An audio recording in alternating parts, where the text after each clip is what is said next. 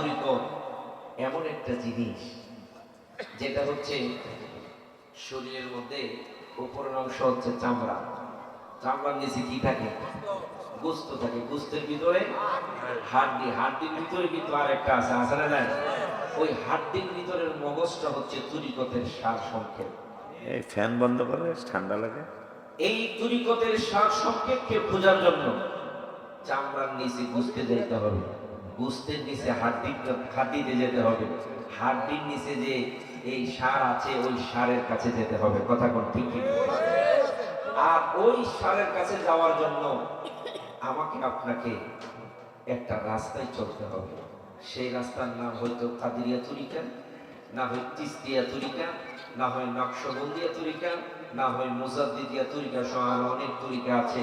যে কোনো একটা তরিকার রাস্তা দিয়ে ওই জায়গা পর্যন্ত যদি পৌঁছতে পারি তাহলে আমি আপনি এটার সন্ধান খুঁজে পাবো।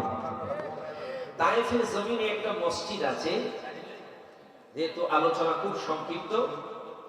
তায়েফের জমিনে আমরা জিয়ারতে যাই, হজে যখন যাই, ওইখানে একটা মসজিদ আছে আব্দুল্লাহ ইবনে আব্বাস রাদিয়াল্লাহু তাআলা আনহু মসজিদ। ওই জায়গায় গিয়ে হাজী সাহেবরা নামাজ পড়ে। আমি আজকে জুমার আলোচনা যখন পড়ালেখা করতেছিলাম, সামনে এই ঘটনাটা চলে আসে। তরিকত কেন? অনেকে বলে নবীর জামানায় তো তরিকত ছিল না।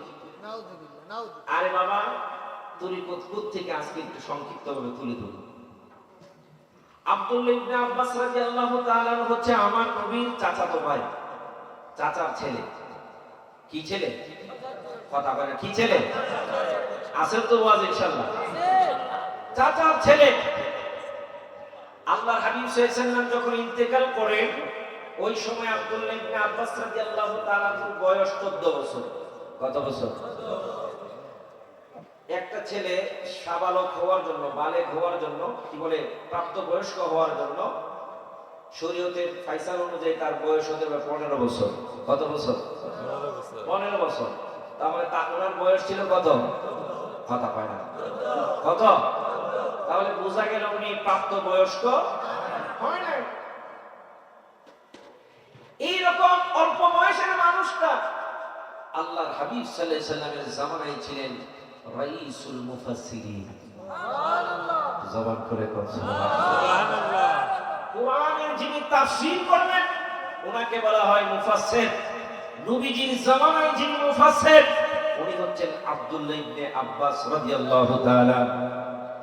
ও আব্দুল্লাহ ইবনে আব্বাস, আমার নবীর জামানায় আবু বকর আছে, ওমর আছে, উসমান আছে, আলী আছে। এত বড় বড় জ্ঞানী থাকার পরেও আমার নবী আপনার পরিচয় করে দিলেন মুফাসসির। কেমনে আপনি মুফাসসির হলেন? আমরা জানতে চাই আপনি কেমনে মুফাসসির হয়ে গেলেন? এই কোরআনের সার সংক্ষেপ আপনি কেমনে বুঝতে পারেন? আব্দুল্লাহ ইবনে আব্বাস বলে, আমি লেখাপড়া করে হয় নাই। হুজুর কেবলা আলোচনার শুরুতে বললেন আমি তিনখানার ছাত্র ছিলাম, কারিয়ানা পড়েছি, মাদ্রাসায় পড়েছি, আমি এত বড় আলেম না। ও বাবা, গোটা বাংলাদেশের মধ্যে আমার মুর্শিদ কেবলা এখন যেই রকম তাফসীর করে ওই রকম মুফাসসির খুঁজে পাওয়া যায় না। কেন এই রকম মুফাসসির খুঁজে পাওয়া যায় না? আব্দুল্লাহ ইবনে আব্বাস আমার নবীর জামানার একজন, উনি বলতেছেন আমি কেমনে এত বড় মুফাসসির হলাম? আল্লাহর পক্ষ থেকে জিবরাইল যখন আমার কাছে আয়াত দিয়ে আসে, যে আয়াতের ব্যাপারে আল্লাহ বলেন লাউ আনজালনা হাযাল কুরআনা আলা জাবালিন লারাআইতাহু খাশিয়ান মুতাসাদ্দিয়ান মিন খাশিয়াতিল্লাহ। যদি কোরআনের আয়াতকে বিশাল বড় বড় মক্কা মদিনার পাহাড়ের উপর নাযিল করা হতো, এই পাহাড়গুলোকে ছিন্ন বিচ্ছিন্ন অবস্থায় পাওয়া যেত। ওই কোরআনুল কারীম আমার নবীর কাছে জিবরাইল আমিন নিয়ে আসে।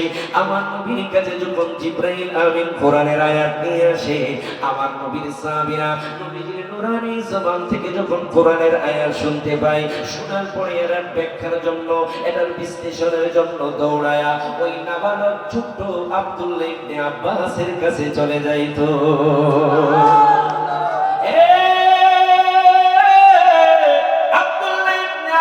আপনার কাছে আমরা জানতে চাই আপনি কেমনে এত বড় মুফাসসির হয়ে গেলেন? আব্দুল্লাহ ইবনে আব্বাসের আব্বা আব্বাস রাদিয়াল্লাহু তাআলা আনহু ওনার ছেলেকে আমার নবীর কাছে নিয়ে আসলেন ছোট্ট সময়। কেমনে এত বড় মুফাসসির হয়ে গেলেন বাবা? একটু গভীর খেয়াল, গভীর মনোযোগ। মাদ্রাসায় পড়ে এক ধরনের ইলম অর্জন হয়, আর নজর গরমে আরেক ধরনের ইলম অর্জন হয়। আব্দুল্লাহ ইবনে আব্বাস রাদিয়াল্লাহু তাআলা আনহুকে আমার নবীর কাছে নিয়ে আসলেন, এনে বললেন, ইয়া রাসূলুল্লাহ, আমার ছেলের জন্য একটু দোয়া করেন। আমি চাই আমার ছেলে যেন আপনার কথাগুলো বুঝতে পারে, আপনার কথাগুলো আমাদের কাছে বুঝাইতে পারে। আমার নবী দুইটা বর্ণনা আসছে, টান দিয়ে নবীজির সিনার সাথে ওই আব্দুল্লাহ আব্বাস রাদিয়াল্লাহু তাআলা এর ছেলে আব্দুল্লাহকে বুকের সাথে জড়ায়া ধরলেন। আর একটা বর্ণনা হলো আল্লাহর নবীর নুরানি হাত মোবারক আব্দুল্লাহর বুকের মধ্যে তিনবার থাপ্পড় মারলেন। আব্দুল্লাহ ইবনে আব্বাস বলে, পৃথিবীর মানুষ, স্কুল কলেজ মাদ্রাসায় পড়ে আমি মুফাসসির হই নাই। আল্লাহর নবী আমি মুফাসসির হিসেবে পরিচয় করাইলেন। আমি মুফাসসিরের পিছনের ইতিহাস হলো, আল্লাহর নবী যখন জড়ায়া ধরলেন অথবা থাপ্পড় দিলেন, দিতে দেরি হলো, আল্লাহর কোরআনের মগজ বুঝতে আমার দেরি হলো না।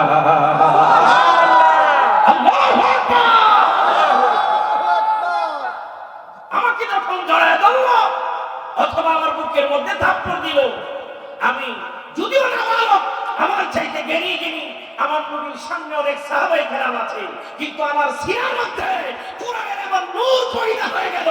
আল্লাহ জিবরাইল আল্লাহর নবীর কাছে কোরআনের আয়াত নিয়ে আসে, আসতে দেরি হয়, আর এই কোরআনের আয়াতের ব্যাখ্যা বিশ্লেষণ আমি আব্দুল্লাহ ইবনে আব্বাসের একটা সেকেন্ড লাগে না বুঝতে।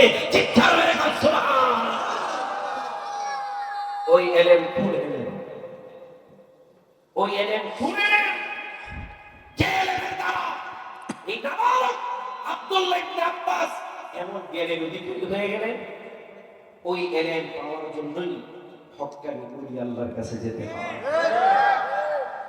হযরত আলী, যিনাকে আমার নবী বলেন আনা মাদিনাতুল ইলম ওয়া আলিয়ুম বাবুহা, আমি হলাম এলেমের শহর, ওই শহরের দরজা আমার আলী।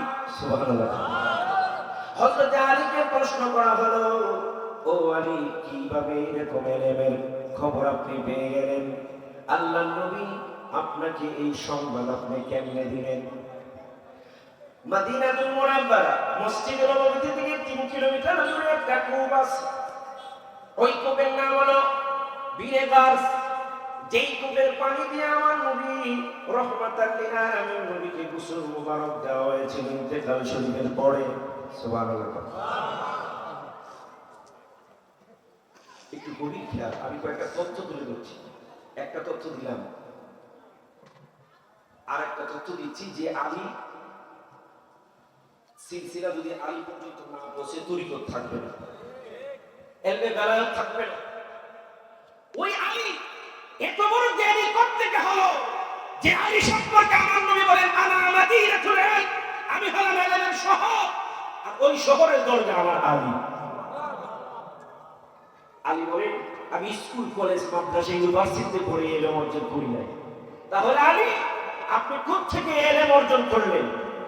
আলী বলেন আল্লাহ নবী ইন্তেকাল শরীফের পূর্বে আমি আলীকে বলে গেল, আলী আমার গোসল মুবারক তুমি আলী দিবে। সুবহানাল্লাহ। আমার গোসল তুমি আলী দিবে। আলী বলেন নবীজি বলে গেলেন কোন কূপের পানি দিয়ে গোসল দেওয়া হবে? আমাকে বললেন আলী ওই বিলে গাছ থেকে পানি এনে আমাকে গোসল দিবা।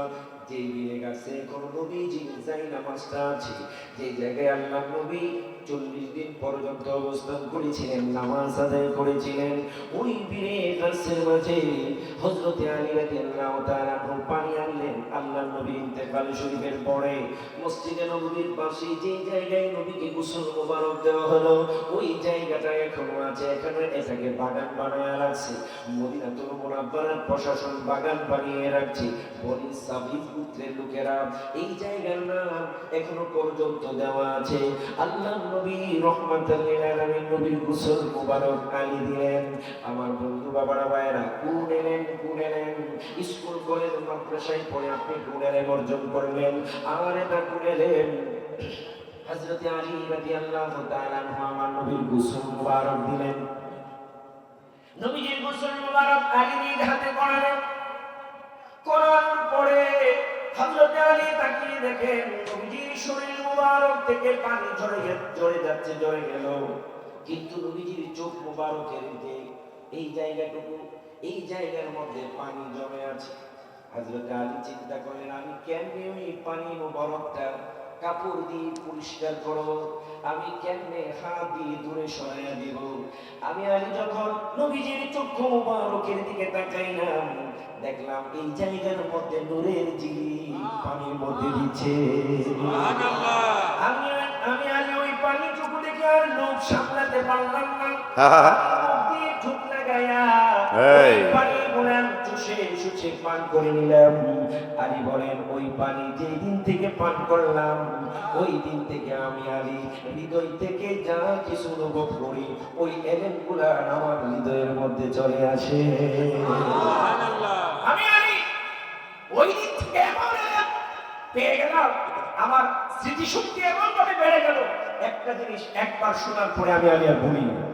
এমনকি একটা জিনিস শোনার পরে এটার যে সার সংকেত, ব্যাখ্যা বিশ্লেষণ সবকিছু আমার কাছে প্রকাশ হয়ে যায়।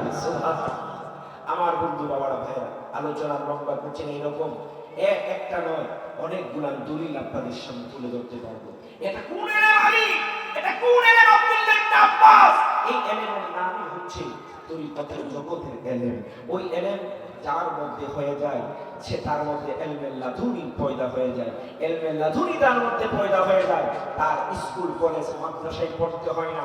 আল্লামা আব্দুর রহমান চৌধুরী রহমাতুল্লাহি আলাইহিকে প্রশ্ন করা হলো, আপনি কোনোদিন মাদ্রাসায় যান নাই, আপনি কোনো স্কুলে যান নাই, আপনি লেখাপড়া করেন নাই, কিন্তু আপনি মুসমায়ে সালাতে রাসূল নামে এমন উচ্চ মানে আরবি শব্দ দিয়ে আপনি দুরূদ শরীফ লিখেছেন, যেইগুলো এখন আলেমরা পড়তে হলো ডিকশনারি থেকে তার অর্থ খুঁজতে হয়। আব্দুর রহমান চৌধুরী বলেন, আমি এটা মাদ্রাসা স্কুল কলেজে পড়ে লিখি নাই, আল্লাহর হাবিব সাল্লাল্লাহু আলাইহি ওয়াসাল্লামের কাছ থেকে ডাইরেক্ট ফয়েজ বরকতের মাধ্যমে আমি লিখতে পেরেছি। এই জন্য এইরকম এলেম অর্জন করতে হলে, এইরকম এলেম পেতে হলে হক্কানি উলিয়া আল্লাহদের নেক নজর রাখতে। মগবাজার দরবার শরীফের দাদা হুজুর কেবলা, যিনার শুভ আগমন উপলক্ষে এই মাহফিলটা হয়েছিল, এখনো পর্যন্ত বেলারের মধ্যে হুজুর কেবলা, দাদা হুজুর কেবলার নাম। একজন উঁচু মানের আল্লাহর ওলি ছিলেন, কিন্তু লেবাসে ভাবভঙ্গিতে কখনো বুঝান নাই যে উনি একজন বড় আল্লাহর ওলি। সুবহানাল্লাহ কইতেন না? ওনার নজর করম যার উপর পড়েছে কপাল খুলে গেছে।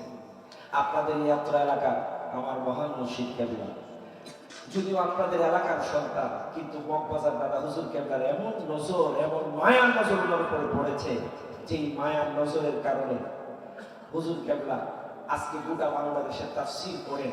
আলহামদুলিল্লাহ, বড় বড় কামেল পাস, ট্রিপল ফোর কামেল করেছেন, হাদিস, ফিকহ, তাফসীর, আদব, এরকম অনেকগুলো তাফসীর করেন, পিএইচডি হোল্ডার করেছেন। তারা ওনার পাশে মুগ্ধ হয়ে ওনার তাফসীর শুনেন, শোনার পরে বলেন যে আপনার তাফসীর শুনে হৃদয়টা গলে গেছে। আলহামদুলিল্লাহ। এটা কি মাদ্রাসায় করে সম্ভব? এরকম কত টাইটেল প্রশ্ন না জবাব করে দুইটা কথা বলতে পারে। এই যে হুজুর কেবলার লেখা এই গজলের কিতাব নবীর প্রেমের তোহফা, আহা, এক একটা গজল এক একটা কোরআনের তাফসীর, কোরআনের আয়াতের তাফসীর। আমি যখন মদিনা শরীফে যাই, এই যে এবারও মদিনা শরীফে আমার সাথে দুইটা আলেম ছিল, তারা বলে যে হুজুর, আমি বিশেষ করে মদিনা শরীফে যখন যাই, বাবু সালাম দিয়ে যখন ঢুকি, তখন একটা গজল আমি সবসময় বলি, আমি দূরদেশী হৃদয়ে তোমার ছবি এঁকেছি, নবী হৃদয়ে তোমার